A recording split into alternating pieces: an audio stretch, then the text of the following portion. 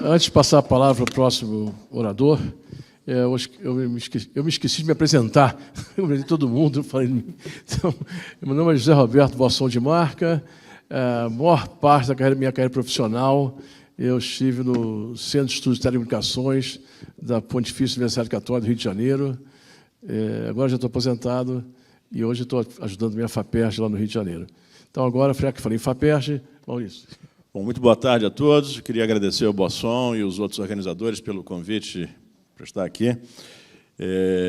Adorei as palestras dessa manhã. Queria, mais uma vez, dar os parabéns ao professor Miller pela brilhante exposição que inaugurou essa sessão hoje, esse evento hoje de manhã. Eu fui colega de turma de graduação do Watanabe, no primeiro ano da engenharia, mas ele foi ser engenheiro, fez elétrica, e eu fui ser engenheiro de produção, que muitas diziam na época, e ainda dizem hoje alguns, que não é bem engenheiro, né? Mas, pelo jeito, as coisas estão se aproximando, né? Parece que, depois de 40 anos, os engenheiros de produção estão sendo vistos como um engenheiro do futuro, quem sabe, né? Eu não sou professor, eu dediquei 40 anos da minha vida profissional à COP, onde eu tive a oportunidade, como foi dito aqui pelo Boção, de construir a incubadora de empresas e o parque tecnológico, e convivi com centenas de engenheiros empreendedores criando empresas, né? Eu vou falar um pouco sobre essa terminologia de empreendedor e empresário, mas deixo para daqui a pouco.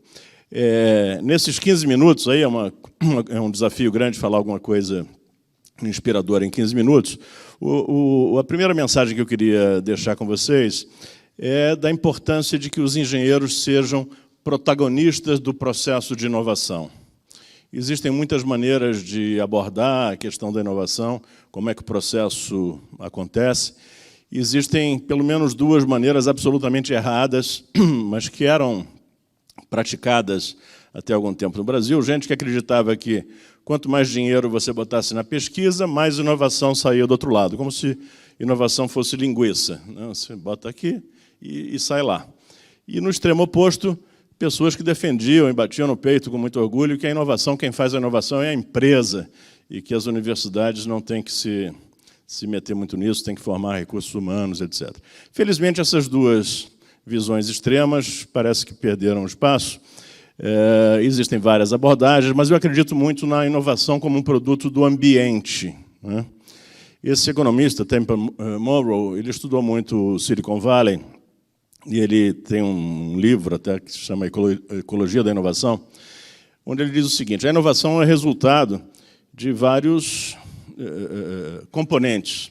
Primeiro, universidades de pesquisa, né? Você tem que ter empreendedores, pessoas empreendedoras. Você tem que ter investidores anjo e capital de risco, venture capital, né? Inovação não se faz sem dinheiro. São pouquíssimos os negócios lícitos que conseguem, durante a sua existência, gerar caixa suficiente para financiar o seu investimento.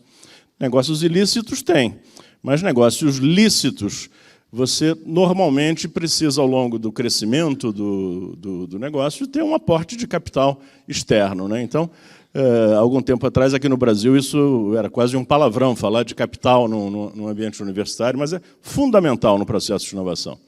Você precisa ter uma boa infraestrutura, né? Não essa que nós temos no Brasil, que o Prata acabou de descrever um dos seus aspectos dramáticos, né, na área de saneamento. Você precisa ter pessoal altamente qualificado e com conexões internacionais. Isso é muito importante. Então, são características que o engenheiro moderno tem que ter, né? Conexões internacionais. Você precisa ter um bom ambiente de negócios e, last but not least, diz ele, boa comida, bom vinho e café. Você pode mudar esses componentes a seu gosto, né?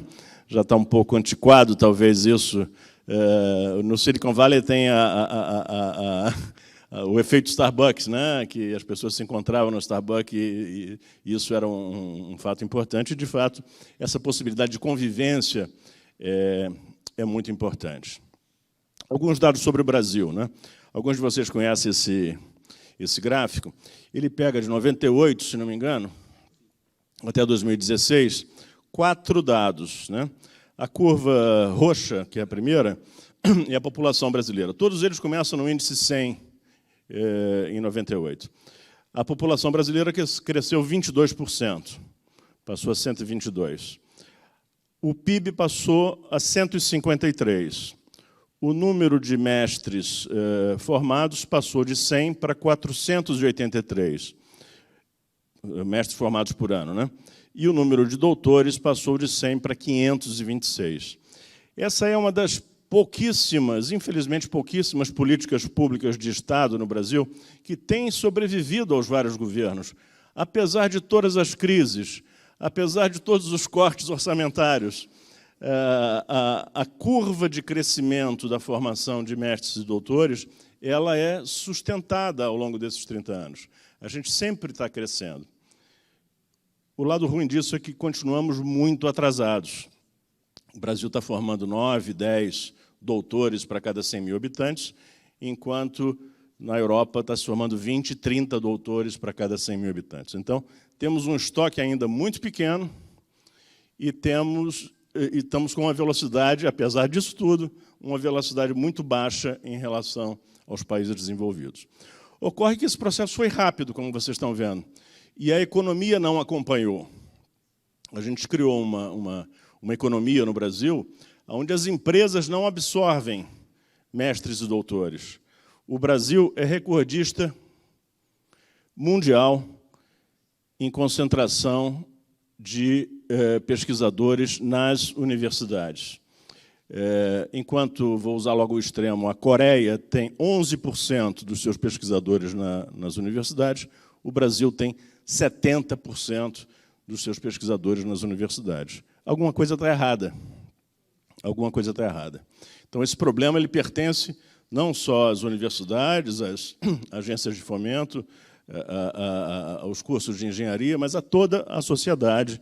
E é importante que a gente esteja ciente desse problema. Para onde que eu tenho que apontar? É para lá? Deve ser, né? Essa expressão foi uma coisa que eu aprendi logo que eu entrei na FAPERJ. Eu estou na FAPERJ há 1 ano. Os diretores da FAPERJ, o diretor de tecnologia, que é o meu cargo, e o diretor científico, eles têm mandato, é descasado do governador, etc. Nós entramos, coincidentemente, no mesmo mês, em julho do ano passado. E logo que eu entrei, fui procurado por um grupo de bolsistas que é um pequeno grupo de liderança dos bolsistas que se formou durante o auge da crise, onde as bolsas foram, inclusive, interrompidas. E eles me trouxeram um apanhado de reivindicações. E começaram a ler, olha, nós gostaríamos que, quando o nosso orientador ficar inadimplente com a FAPERJ, que a nossa bolsa não seja cortada. A gente não tem culpa disso. A gente gostaria que tivesse menos relatórios para ser apresentado. E por aí foi. Aí quarta reivindicação, já tinha passado os olhos na lista toda, eu disse, olha, eu sou simpático a tudo isso que vocês estão falando, mas isso é um assunto para ser discutido com a diretoria científica, que é quem dá as bolsas de doutorado e pós-doc que vocês têm. Eu queria puxar um outro assunto. O que vocês vão fazer depois disso, né? Como é que vocês vão ser felizes? Coisas que foram tratadas aqui hoje de manhã. Eles começaram a se entreolhar, achando estranho o que estavam fazendo. Aí, uma bolsista de pós-doutorado tomou coragem e disse, professor, mas tem o protocolo do sucesso. Eu disse, como assim? O senhor não conhece o protocolo do sucesso? E os 3 conheciam, deve cair em prova. O protocolo do sucesso é o seguinte, você tem que fazer um bom mestrado para depois fazer um bom doutorado e fazer um concurso público. E a desgraça desse país é que não está tendo concurso público. Eu falei, mas como assim? Faz o concurso e depois? Aí elas que estavam na dúvida tiveram certeza que eu era maluco. Porque, como assim depois? E depois? Depois do êxtase não tem nada, né? Acabou. Aí eu disse, eu respondo, e depois vocês vão receber bons alunos, que vão fazer bom mestrado, que vão fazer bons doutorados, que vão fazer concurso público. É esse o país que vocês acreditam que vai dar certo? Bom, a conversa foi boa, acabei de receber um WhatsApp, elas querendo conversar comigo de novo. Chegando nos últimos 5, 6 minutos, existe uma confusão no Brasil entre a palavra empresário e empreendedor, né? As pessoas confundem uma coisa com outra e são coisas diferentes. O empresário tem que ser empreendedor, mas não só os engenheiros, os profissionais têm que ser empreendedores, porque se um reitor não for empreendedor, se um prefeito não for empreendedor, se um diretor de escola de engenharia não for empreendedor, a sociedade toda perde. Muito mais gente perde do que se um empresário não for empreendedor.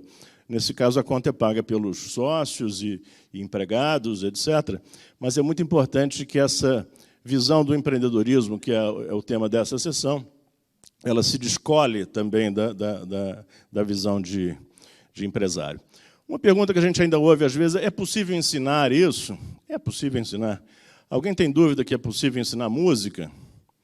Se o cara não tiver talento, ele não será um bom músico, né?